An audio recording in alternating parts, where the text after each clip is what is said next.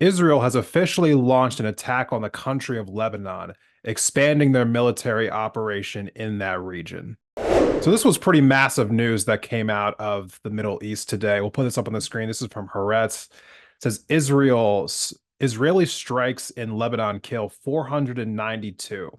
Uh, the IDF says that Hezbollah fired some 20 missiles in latest barrages. We're going to go down here to a little post from Al Jazeera. Says that at least 492 people, including 35 children, have been killed in a day of unrelenting Israeli attacks on Lebanon. This is according to the country's health ministry. At least 1,645 were wounded. Lebanon's Hezbollah fired a barrage of missiles at Israeli air bases in response as world leaders and the United Nations call for urgent de-escalation. Turkey warned Israel's offensive on Lebanon could drag the entire region into chaos. So my first reaction to all of this is just absolutely terrified and anger and a bunch of other negative emotions. I've been worried for a while now that Israel might try to broaden its military operation in the region outside of just Gaza. They'd been hinting for a while now that they wanted to escalate things with Hezbollah in Lebanon, but kind of was just hoping that this would materialize. But unfortunately, it has definitely materialized today. So this offensive came today after after a declaration was made by Israeli Prime Minister Benjamin Netanyahu. He made this declaration to the people of Lebanon. Here's the clip of that video. I have a message for the people of Lebanon. Israel's war is not with you. It's with Hezbollah. For too long, Hezbollah has been using you as human shields. It placed rockets in your living rooms and missiles in your garage. Those rockets and missiles are aimed directly at our cities, directly at our citizens. To defend our people against Hezbollah strikes, we must take out those weapons. Now, starting this morning, the IDF has warned you to get out of harm's way. I urge you, take this warning seriously. Don't let Hezbollah endanger your lives and the lives of your loved ones. Don't let Hezbollah endanger Lebanon. Please, get out of harm's way now. Once our operation is finished, you can come back safely to your homes. Now, while I have a lot of feelings about everything that Benjamin Netanyahu said, the first thing that struck me about his declaration was the fact that the declaration was not in Hebrew, not in Arabic, but actually in English. And I was kind of wondering why that was. Like, why would a country that does not speak predominantly English, like have a video directed to it in English? But I think Jill Stein actually took the words right out of my mouth as far as what I was thinking was concerned. We'll put this up on the screen. This is her post here on Twitter. She says that this is in English because it's not for the people of Lebanon. It's propaganda aimed at the U.S. In just the last few days, Israel has murdered hundreds in Lebanon with indiscriminate terror attacks and bombings. Time to cut off U.S. support for Netanyahu's genocidal land grab now. I will say, again, for those of you who aren't aware, Jill Stein, Green Party candidate running for the presidency here in America in this 2024 election cycle. We've had several videos that we've talked about her. If you want to go back and check out those videos about her and her candidacy, you can do that right now. I want to say just first and foremost that I agree with what she's saying here. This video being put out in English is definitely for the American people, as far as I'm concerned. Benjamin Netanyahu is seeing a rebuke of Israel, not just, like in America, but globally right now, of, himself and his nation and the actions of the IDF. And I think he's trying to do as much damage control as humanly possible when it comes to these actions that he's taking. But as far as I'm concerned, I think at this point it's kind of falling on deaf ears. I mean, for those people who've already made up their minds about who Israel is and what their nation has, like been doing to Gaza, to the West Bank, to now to Lebanon, to Iran, I think everyone kind of already has their minds made up. And the people who were staunchly supporters of Israel, they were always going to be no matter what. So I'm not really sure who this statement was actually for, but this is something that Benjamin Netanyahu specifically has wanted to do for a long time. He's been talking about it. There's lots of reports coming out of Israel that he feels like he needs to actually increase the warfare in and around Israel so he can actually hold on to power. And some of the statements they've been putting out as far as their justifications for why they had to do this are just absolutely insane. We're going to put this up on the screen. This is something that Ken Klippenstein flagged out of Axios. Says the Israeli officers said their increasing attacks against Hezbollah are not intended to lead to war, but are an attempt to reach de-escalation through escalation. Let's be very clear about one thing. This is absolutely about escalating things and probably war as far as, everyone is considered. Israel does not have the ability to attack Hezbollah and all of the other militias in that area without the backing of the United States. They absolutely know that. They know that for an absolute fact. And we're going to get to that again a little bit later in this video. But the first thing that I want to say is that if it wasn't about war, they'd be finding some kind of diplomatic way to resolve their issues, some kind. There is absolutely no rationale that says, like, yes, we are going to bomb a sovereign country. We're going to attack its civilian population, but we're not trying to actually go to war with them. That's a joke. That's an absolute joke. Think about that from the reverse perspective. If a country bombed America, would you ever, in your mind, think to yourself that we would not be going to war after that? Of course not. Of course not. That is an absolutely absurd thing to say. And we have a clip here, not a clip, I'm sorry, a post here from Cenk Uygur. He's the host of the TYT, one of the biggest independent media news shows on YouTube. I put this up on the screen here. He says, let's call it what it is. Israel has invaded Lebanon, no ground troops yet, but they've bombed thousands of targets. No one else gets to attack its neighbors like this. They've killed 492 people today. Now the US is sending a small number of military personnel to drag us into war. And this is from the Associated Press. We'll put this up there. It says that the US will, in fact, send additional troops to the Middle East amid escalation between Israel and Hezbollah in Lebanon. This is from what the Pentagon is saying. So let's be very clear about all this. The US is not sending troops, over there to stop Israel from what they're doing. They are sending troops over there for either one of two things. Either they're sending troops over there to protect Israel from retaliation or to help Israel in its offensive. But we, as a country, as the United States, have been enabling this all along. All along. And Benjamin Netanyahu has basically dog walked Joe Biden. And the question that I've always been asking myself throughout this entire last year is whether or not Joe Biden's a willing participant or just a complete idiot. Don't know, but it's kind of hard to believe that he's a complete idiot.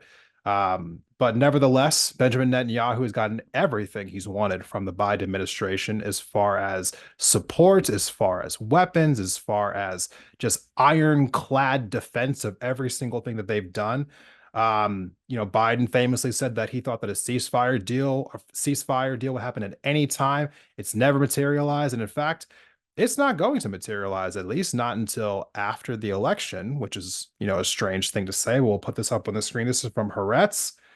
Netanyahu will not engage in a ceasefire or hostage talks in the next 45 days, nor will he accept any diplomatic ideas concerning Lebanon. So again, just blows that theory out of the water that this isn't about war when you're saying you won't accept any ideas concerning Lebanon that are diplomatic. That is just okay.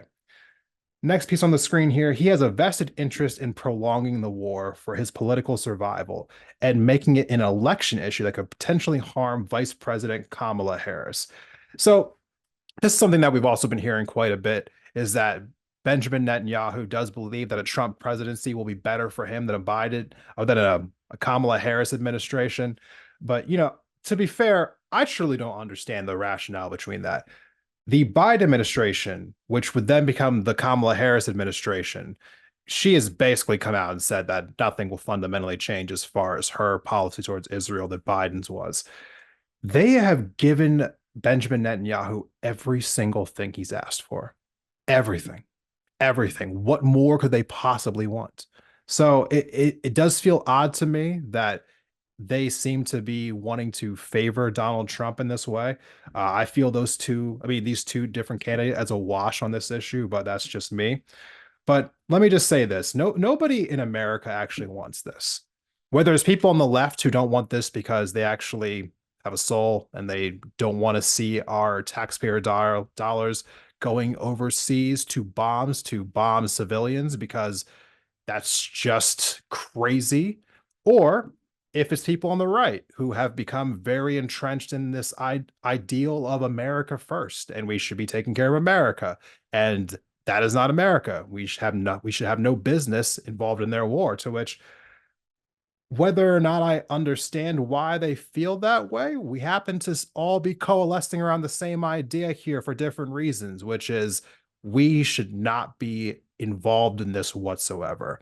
None whatsoever. And I was thankful to see this from Congresswoman Summer Lee out of Pennsylvania. I'll put this up on the screen. She says here that since the start of Israel's indiscriminate bombing of Gaza, we have warned of a regional escalation of war. Now more American troops are being sent there. Americans do not want to be dragged into another endless war abroad. Preventing one starts with an arms embargo now. Look, here's the thing. For those of us who have been covering this, who have been watching this, who have been talking about this. Some people like to do the whole gatekeeping thing where they say like, "Oh, I've been talking about this since before October 7th. Congratulations. I'm happy for you." But the point is that a lot of people are trying to spread awareness about what's happening there because they want this to come to an end. And we absolutely need to cut off ties with Israel. A ceasefire is no longer good enough. It really is. We need to stop sending weapons to this country. We need to cut off ties with this country. They are a toxic cancer. And I'm not talking about the people itself, although I know that there are some people on the left who want to kind of conflate the Israeli people with their government. I'm specifically, let me just speak for myself really quickly here. I'm talking about the government, not the people of Israel, not Jewish people, but just the current Likud government of Israel, headed up by Benjamin Netanyahu, who I believe is a right-wing fascist. We should not be engaged with a country that is led by that administration.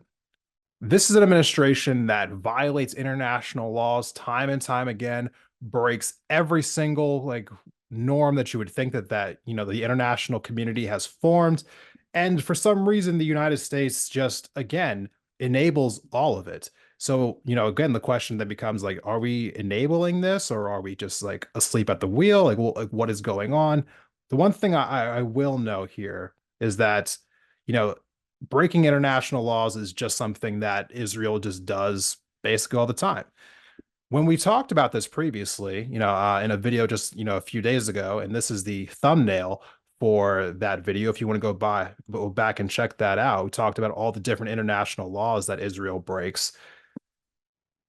Here they are talking about it even some more, about how bombing Lebanon really isn't enough for them. They actually want to go further. We're going to put this up on the screen here again from Haaretz. For people who don't know, this is a publication based in Israel, and somehow they are more honest about what's happening over in Israel than anything in America. It says Israeli minister claims Lebanon cannot be defined as a state. IDF should establish a buffer zone inside the territory. The Diaspora Affairs Minister said that given the Lebanese government's failure to exercise its sovereignty over Hezbollah-controlled southern Lebanon, the IDF has the right to take over areas from which missiles could be fired into Israel. That's insane. That's insane. That really is. They are basically saying that they are going to go into Lebanon and just annex a part of it and just being like, yeah, we occupy your country now because there are people in this part of the country that pose a threat to us. That breaks there are so many international laws that we were talking about that are being broken by Israel in what they're actually doing, what they say they're going to do. It's unbelievable to me. They are running the same playbook that they ran when they first went into Gaza. There are so many different similarities about that. With that being said, here's actually a video compiling some of the similarities between what happened in Gaza and what we're seeing in Lebanon now. Here's the video.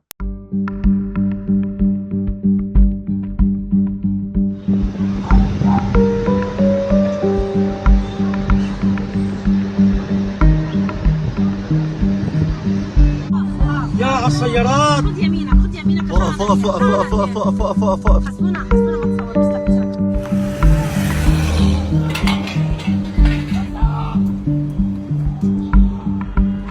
الناس مرمية على الأرض.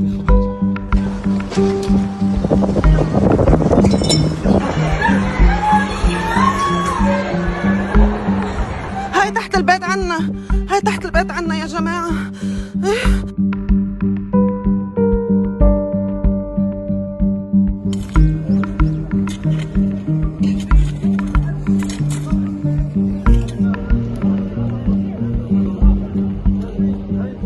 The IDF will engage in extensive precise strikes against terror targets which have been embedded widely throughout Lebanon.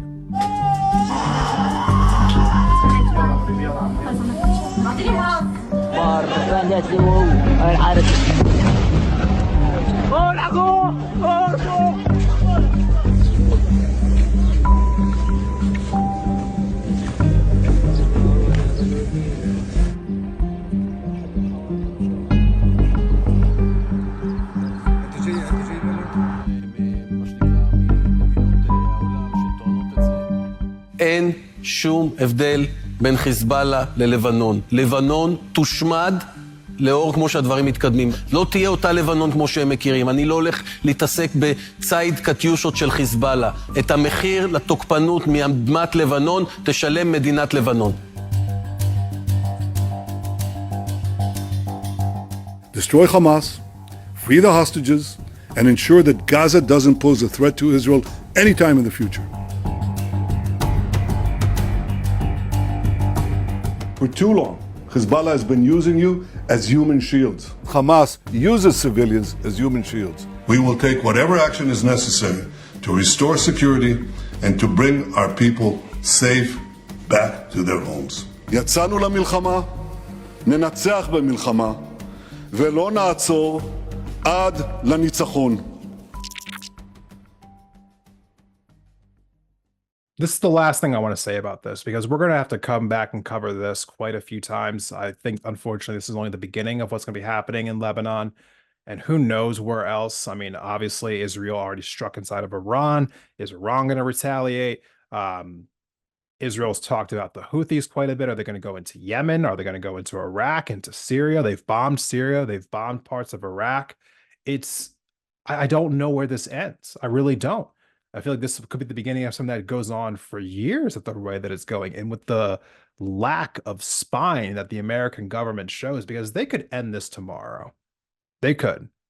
They could absolutely end this tomorrow. The United States has given its ironclad support of Israel with its military. If it put that on the bargaining table and said, we are not going to support you militarily unless you do X, and X should be, I don't know, stop killing people all over the place and just go back to just the little portion of land that you're supposed to have. When we talk about that specifically, Israel would have no choice whatsoever but to adhere to whatever demand the United States gave to it. Because if they didn't, they would find themselves surrounded by a bunch of countries that they've been bombing for a long time now. And it wouldn't take too much for those countries who were already all aligned with each other to just attack Israel in unison, and that'd be the end of Israel. That would be it. That'd be the end of Israel. And they know that to a degree. They know that. That's why they depend on us so much. And it's also why it's crazy to me to see them act with impunity like this, because at the end of the day, they know that the United States will always come and bail them out if they actually ever get attacked in a really significant manner. But if our government ever had any backbone, we could end everything that Israel's doing tomorrow, because again, they kind of need us to survive. I would love to see an arms embargo. I would love to see us cutting off diplomatic ties with Israel. But the truth of the matter is that until the American people create a situation or create, a temperature in the room that's so uncomfortable for our politicians, they're not really going to change what they're doing. I mean, at the end of the day, it's going to take a true groundswell of just discontent from the American people and pushing that onto our politicians before anything will ever change. But hopefully hopefully that will come someday. Thank you for watching this video of Independent Thought. If you liked the conversation, please go ahead and give the video itself a like, and be sure to subscribe for future episodes on the channel.